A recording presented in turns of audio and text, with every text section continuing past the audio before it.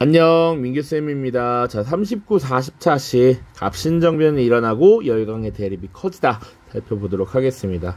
지금 찍는 것이 6월 20일 11시인데요.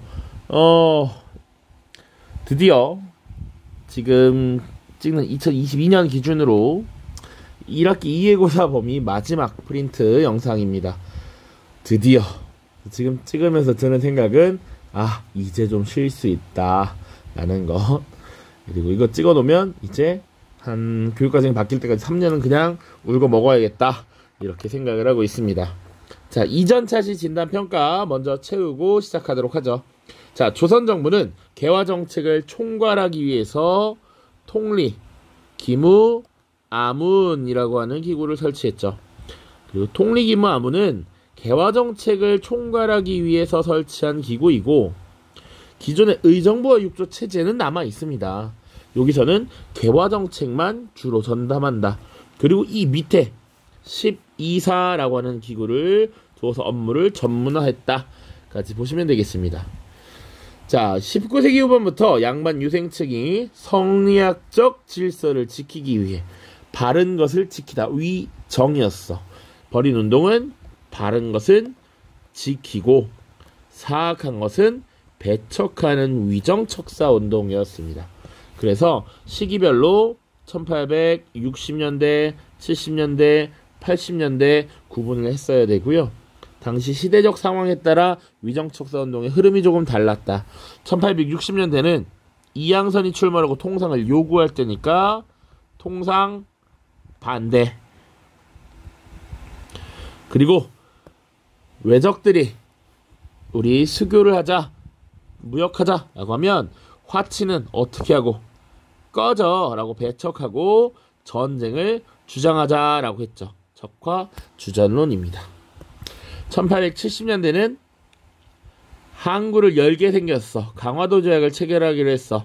항구를 여는 것, 개방하는 것 반대했고요.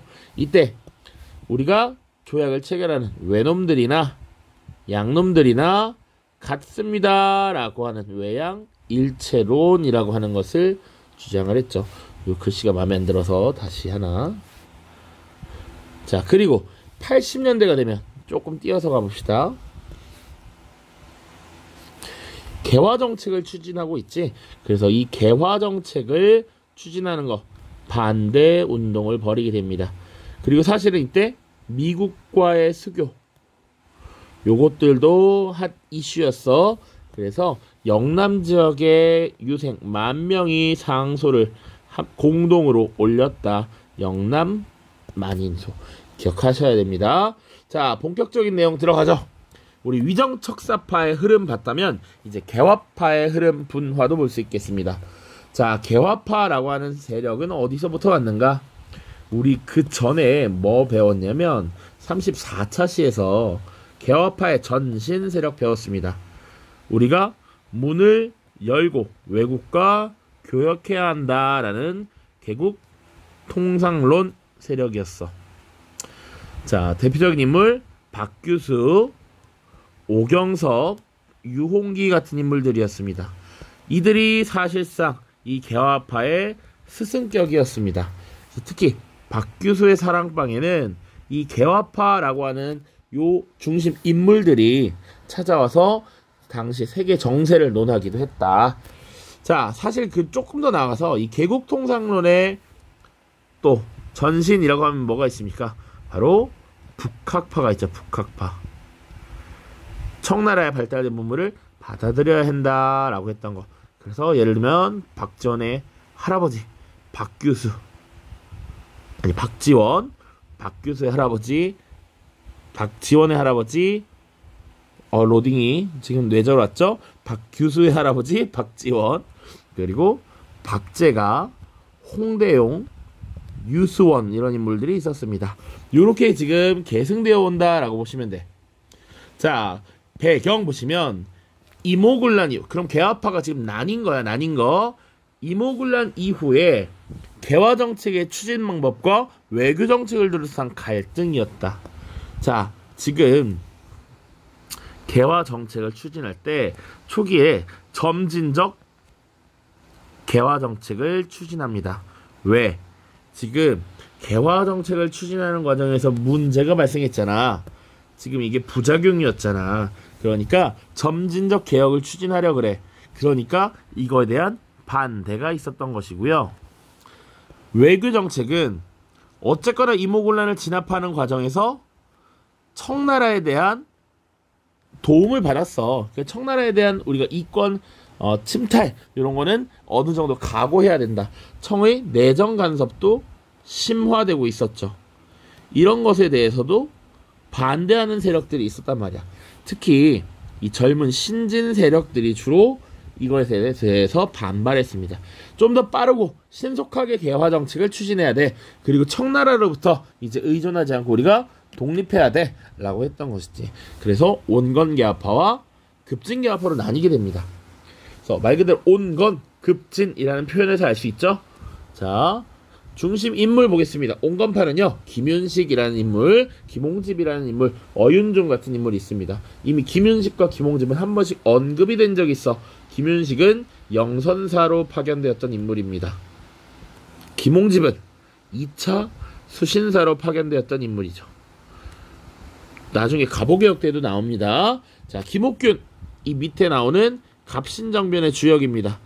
김옥균, 나머지도 갑신정변에 가담을 하게 됩니다. 박영효, 홍영식, 박영효는 또 뒤에 나올 예정입니다. 온건개화파가 추구했던 개화정책, 그것의 롤 모델은 바로 청나라의 양무운동이었어. 자, 청나라의 양무운동은 어떻게 추진되었냐면 중국의 근본, 중국의 몸체는 그대로 두고 서양에 쓸모있는 활용가치가 있는 것들을 받아들인다라는 거였지. 이런 것들을 그대로 받아들이다 보니까 당시 온건개화파의 사상은 동도서기론이었습니다. 동양의 도는 지키고 서양의 기술만 받아들이자라는 것이지. 여기 설명 나와 있죠. 전통적인 제도와 사상을 지키되 서구의 근대 기술은 받아들인다. 무기제조 기술, 군사, 국방 이런 것들 받아들이겠다. 자, 급진개화파는요, 일본의 메이지 유신을 모델로 삼습니다. 이 메이지 유신은 사실은 머리부터 발끝까지 싹 다 바꾼 거야. 제도와 사상도 받아들이고 근데 기술도 받아들였죠. 그래서 문명을 싹 바꿔버려야 된다라고 생각했던 것이지. 이런 차이가 있었습니다. 그런데 이런 온건개화파와 급진개화파의 갈등이 본격화되고 터지는 사건이 하나 발생해. 그것이 1884년에 갑신정변이라고 하는 사건입니다. 내용이 많고요. 이것이 단독 주제로 출제되는 경우도 많으니까 꼭 살펴보도록 합시다. 갑10년에 일어난 정치적 변란이야. 갑신정변. 자, 배경 보시면 이모군란 이후에 청나라의 내정 간섭이 심화됐대. 그리고 이모군란을 진압하는 과정에서 민씨 정권이 도움을 많이 받았죠. 그래서 친청 정책을 추진하면서 개화 정책이 신속하게 이루어지지 않고 지연되고 있어.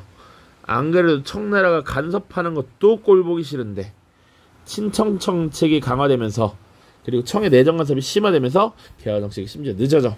급진개화파가 불만이 많아지겠죠. 자, 그리고 이 개화 정책을 추진하는 과정에 사실은 우리의 여러 가지 것들을 새롭게 바꾸는 것이기 때문에 많은 돈이 필요합니다. 자, 그래서 내부적으로는 이 당시 민씨 정권에서 개화 정책을 주도했던 건 온건파지. 그래서 온건파와 청나라에서 파견한 고문 멜렌도르프는 당 오전이라고 하는 화폐를, 새로운 화폐를 발행해서 이 개화 정책을 추진하자라고 했습니다. 그런데 사실 급진개화파가 이를 반대해. 과거에 흥선대원군께서 분명 경복궁을 새로 짓기 위해 당백전이라는 화폐를 발행하셨는데 그거 문제가 컸다. 물가가 크게 오르고 백성들이 먹고 살기 어려워졌다. 그러니까 새로운 화폐를 발행하지 말고 우선은 다른 나라에게 빌려서 개화 정책을 추진하고 그 과정에서 돈을 벌고 우리가 발전하면 갚으면 되지 않느냐, 요렇게 주장을 했습니다.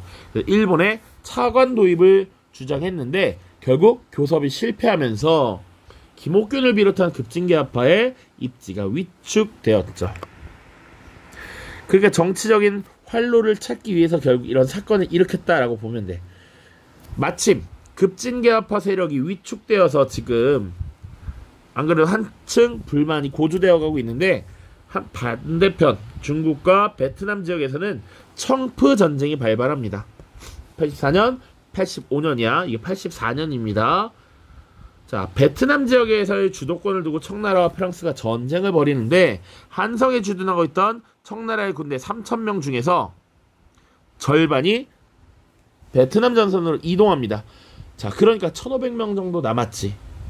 그리고 일본이 청나라의 간섭을 받는 조선이 마음에 안 들었기 때문에, 야, 너네 그런 거, 니네가 지금 뭘 생각하든지 그거 하면 우리가 군사적으로 지원해줄게 라고 약속합니다. 당시 일본군은 공사관을 경비하는 경비병 약 800명 정도 있었습니다. 그러니까 사실 원래는 급진개화파 세력은 미국에 먼저 요청을 했다가 안 돼서 일본에 간 거야. 자, 아무튼 이 급진개화파는 민씨 정권이 계속 유지되는 한 이 개화 정책이 잘 이루어지기 어렵다라고 판단을 했던 것이죠. 그래서 결국 일본 공사관의 약속을 받고 사건을 일으키게 됩니다. 자, 전개 및 결과 보겠습니다. 자, 급진개화파 세력이 우정총국 개국 축하연을 이용해. 자, 우정총국이란 여기서 우체국이야. 그러니까 근대 문물 중에 하나, 우편 업무를 시작하는 날이었어. 그러니까 여기 중요한 고위관리들 다 모이겠지. 이때 한 번에 쓸어버리자 라고 했던 거야. 자, 그래서 민씨 정권의 핵심 인물을 제거하고요, 급진개화파가 중심이 된 정부, 개화당 정부를 수립합니다. 자, 그리고 나서 14개조 정도로 파악이 되는 개혁 정강을 발표해. 우리가 주도하는 새로운 나라는 이렇게 될 것이다 라고 밝힌 겁니다. 하지만 결국 3일 만에 청나라 군대가 개입하고요, 일본군은 이때 철수를 하면서 결국 3일 천하로 끝나게 된다. 이 개화당 세력, 김옥균을 비롯한 급진개화파는 딱 3일 동안 권력을 잡고 결국 쫓겨나거나 외국으로 망명을 떠나게 됩니다. 자, 결과 보시면요, 역시 청나라에 의해서 이 사건이 진압되었기 때문에 청나라의 내정 간섭이 심화되었고요, 개화운동이 위축되었습니다. 자, 지금 개화파라고 하는 놈들, 특히 급진개화파라고 하는 놈들, 개화랍시고 지금 사건을 일으켜서 나라를 혼란스럽게 하고 외국 군대가 들어와서 우리나라를 지배하고 이런 모습들 보이고 있단 말이야. 개화가 잘못된 거 아닌가? 라고 생각을 해요. 자, 그리고 조선은 일본과 한성조약을 체결합니다. 자, 그래서 조선과 일본 사이 한성조약을 체결하고 이때 뭘 약속하냐면, 당연히 지금 일본이 피해를 입었다라고 하면서 배상금을 지불하도록 하고요, 그리고 공사관을 새로 지을 신축 비용을 부담하게 합니다. 요게 한성조약이었고, 조금 더 중요한 건 텐진조약을 체결해. 이건 일본과 청나라 사이에 체결한 조약이야. 지금 일본군도 경비병이 들어와 있었고 청나라 군대도 조선에 주둔하고 있으니 이게 충돌하게 생겼단 말이야. 문제가 생기겠다. 그래서 청나라와 일본 양국의 군대가 조선에서 철수하고, 앞으로 조선의 군대를 보낼 때 상대국에 미리 알리도록 규정을 했습니다.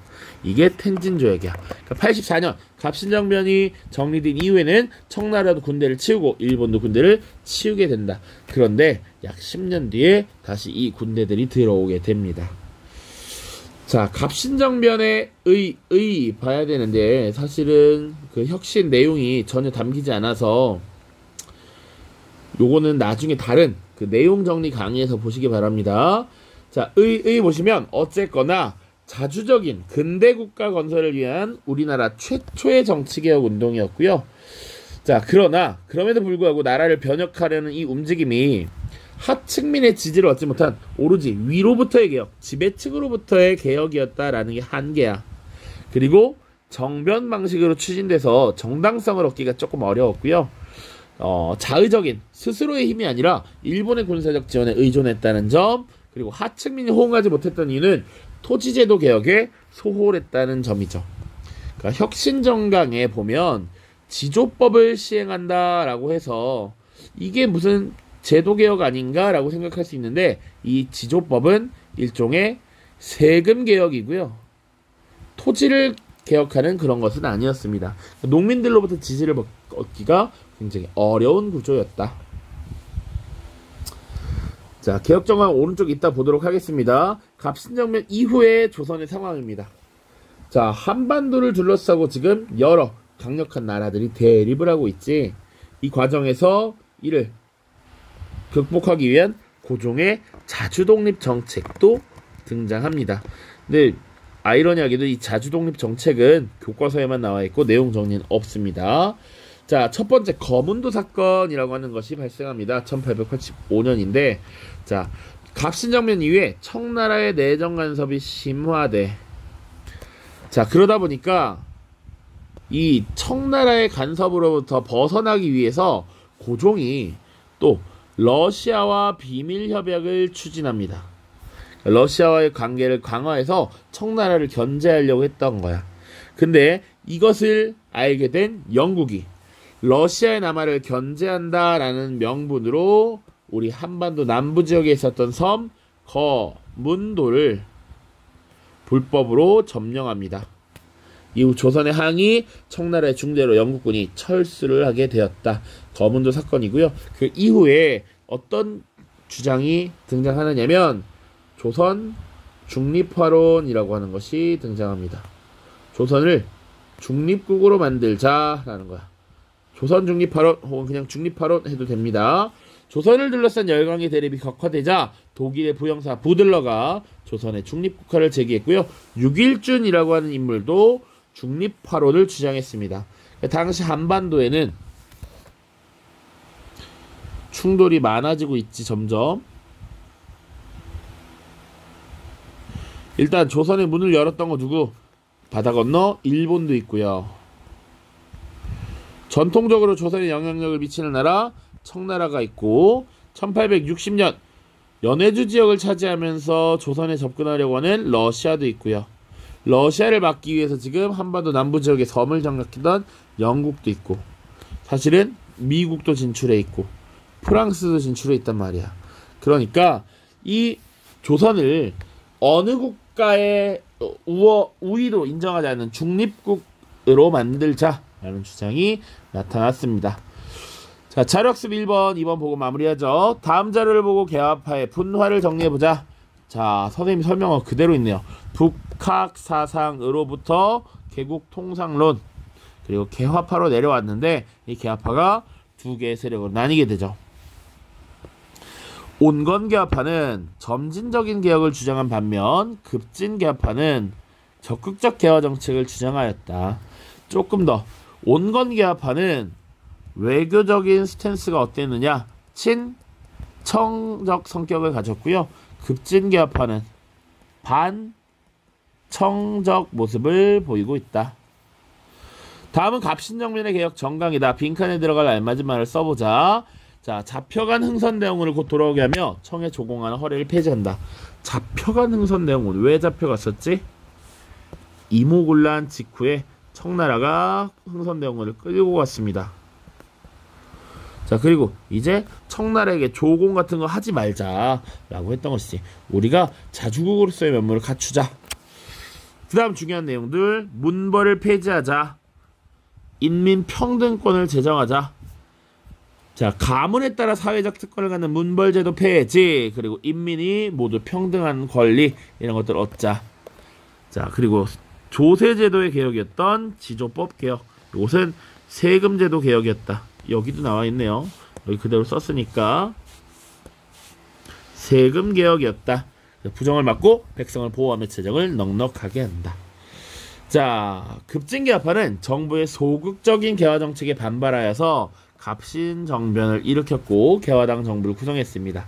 새 정부가 발표한 개혁 정강에는 청나라에 대한 4대 폐지, 문벌 폐지, 조세제도 개혁 등의 내용이 포함되어 있었습니다. 자, 드디어 40차시 모두 마무리가 되었습니다. 자, 모두 고생 많으셨고요. 다음 프린트 영상은 이제 41, 42 동학농민운동, 그 뒤에 갑오개혁, 그리고 독립협회와 대한제국수리, 광무개혁 쭉 순으로 진행을 해보도록 하겠습니다. 모두 고생 많으셨고요. 다음 영상에서 만나도록 하겠습니다. 안녕.